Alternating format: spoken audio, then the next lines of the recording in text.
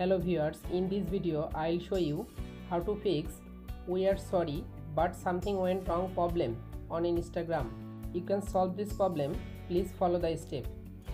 Step 1. Open your phone setting, scroll down,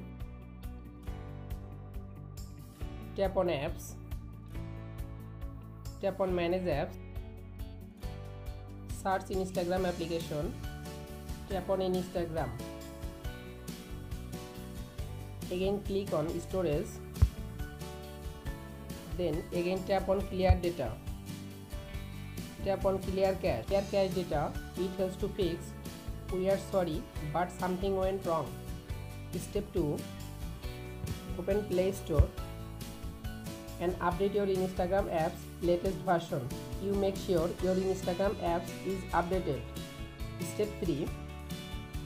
Again open your phone setting, check your internet or Wi-Fi connection properly and make sure your internet or Wi-Fi connection is stable. Step 4. Restart your device and reopen it. Step 5. Open your Instagram apps. You can follow all of the steps to fix Instagram "we are sorry but something went wrong" problem. If this video helpful for you, please subscribe our channel and like this video.